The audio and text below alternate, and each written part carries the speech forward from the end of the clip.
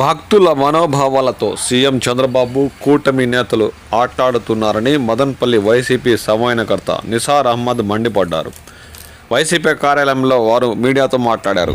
చంద్రబాబు నాయుడు గారు ఆయన రాజకీయంగా జగన్మోహన్ రెడ్డి గారి మీద కక్ష తీసుకునేదానికి, రాజకీయంగా ఆయనకి రకరకాల ఇబ్బందులు పెట్టే ఉద్దేశంతో మన పవిత్రమైన తిరుపతి లడ్డు మీద కూడా అటాక్ చేయడం జరుగుతాం.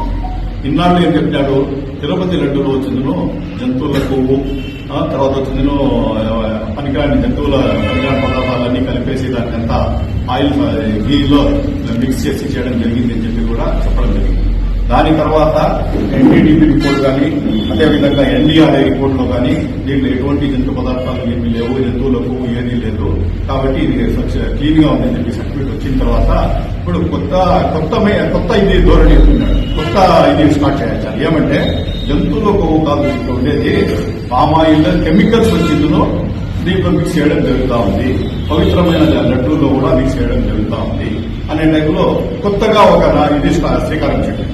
నేను చెప్పడము, జంతువుల కొవ్వు ఉన్నది లేనిది సిబిఐ సిట్ ల్యాబ్ రిపోర్ట్ లో తెలిపి దీంట్లో ఏమి జంతువుల కొవ్వు లేదు అని చెప్పి, మిగతా పదార్థాలు దీంట్లో వచ్చి ఉన్నాయి అంటే కెమికల్స్ ఉన్నాయంటే దీనికి రిప్లై చేసింది జగన్మోహన్ రెడ్డి గారు. మీరు రిప్లై చేయాలి, చంద్రబాబు నాయుడు గారు దీనికి రిప్లై చేయాలి. అంతేగాని జగన్మోహన్ రెడ్డి గారికి కానీ జగన్మోహన్ రెడ్డి ప్రభుత్వానికి కానీ దీనికి ఎటువంటి సంబంధము లేదు. 2024లో చంద్రబాబు నాయుడు అధికారం వచ్చిన తర్వాత జూన్ 12, జూన్ 21, జూన్ 25, జూలై 4వ తేదీ 4 ట్యాంకర్లు వచ్చిందను. అప్పుడు చంద్రబాబు నాయుడు అధికారం వచ్చి 2024లో చంద్రబాబు నాయుడు అధికారం వచ్చినప్పుడు 4 ట్యాంకర్లు వచ్చినాయి.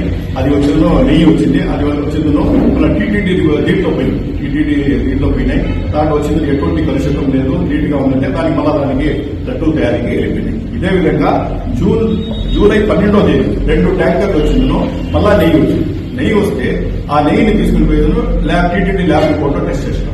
ఇది వచ్చింది లేదో మాకు అనుమానంగా ఉంది, దీంట్లో ఏదో కల్తీ ఉంది అని చెప్పిందో ఆ టీటీడీ వాళ్ళు దాన్ని రిటర్న్ పంపించడం కూడా జరిగింది. ఇది రిటర్న్ పంపించేసి ఆ సంబంధిత కంపెనీ కూడా మెయిల్ లో కూడా చెప్పడం జరిగింది, దీంట్లో వచ్చి కల్తీ ఉంది, మేము రిటర్న్ పంపేస్తున్నాం.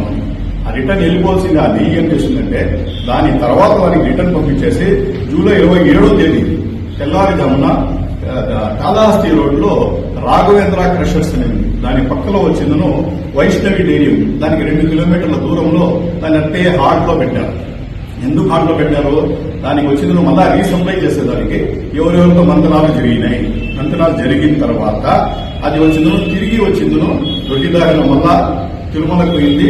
ఆ 2 ఇది వచ్చిందను వాడడం జరిగింది. ఇది 100% వచ్చిందో. ఇది సిట్ ఛార్జ్ షీట్ లో 6/5/2025 సిట్ ఛార్జ్ షీట్ లో పేజ్ నంబర్ 62లో ఆ సిట్ ఛార్జ్ షీట్ కూడా మన దగ్గర ఉంది. పేజ్ నంబర్ 62లో కూడా క్లియర్ కట్ గా జరిగింది. రెండు వచ్చి కల్తీ ఉన్నాయి అని చెప్పి పంపించింటే కూడా అవి తిరిగి 4 రోజులు హాల్ట్ అయింది అక్కడ రాఘవేంద్ర క్రషర్స్ దగ్గర కాళహస్తి రోడ్ లో. దాని తర్వాత అక్కడ నుండి తిరిగి అవి వచ్చేసిందో మళ్ళీ వచ్చిన తిరుమలకు చేరుకున్నాయి. అది వచ్చిన లడ్డూ తయారీలో వాడడం కూడా జరిగింది అని చెప్పి క్లియర్ కట్ గా సిట్ ఛార్జ్ షీట్ చేసేసింది. సిట్ ఛార్జ్ షీట్ ఉంది, దాని కాపీ కూడా మా దగ్గర ఉన్నాయి. అదేవిధంగా 4 ట్యాంకర్లు జూలై 24 జూలై 2025లో జూలై 25వ తేదీ 2024న టీటీడీ గోడం నుండి 4 ట్యాంకర్లు రిటర్న్ చేయడం జరిగింది. అది సిట్ ఛార్జ్ షీట్ కూడా ఇది ఉంది. దీని సిట్ ఛార్జ్ షీట్ కూడా క్లియర్ గా ఉంది. అదేవిధంగా సిట్ సప్లిమెంటరీ ఛార్జ్ షీట్ లో కూడా ఈ రిజెక్టెడ్ దీన్ని కూడా దొడ్డిదారిన జూలై 25, 2024లో కూడా 4 ట్యాంకర్లలో కల్తీ ఉందని చెప్పి రిటర్న్ చేయడం జరిగింది. ఇది సేమ్ ప్రొసీజర్. వాళ్ళకు దొడ్డిదారిని ఏముందంటే కాళహస్తి రోడ్ లో ఆ రాఘవేంద్ర క్రషర్ దగ్గర నిలవడం, తర్వాత వచ్చి 2 కిలోమీటర్లు వైష్ణవి డైరీ దగ్గర పెట్టడం, అక్కడ కల్తీ ఉండే ఆ ట్యాంకర్ను అట్టే పెట్టడం, ఏదో డీలింగ్స్ చేసుకోవడం, అక్కడ నుండి తిరిగి మళ్ళీ అది టీటీడీ పోవడం, అక్కడ వాడుకోవడం జరిగింది. ఇది వచ్చింది ఒక రూట్ మాదిరి ఏర్పరచుకున్నారు.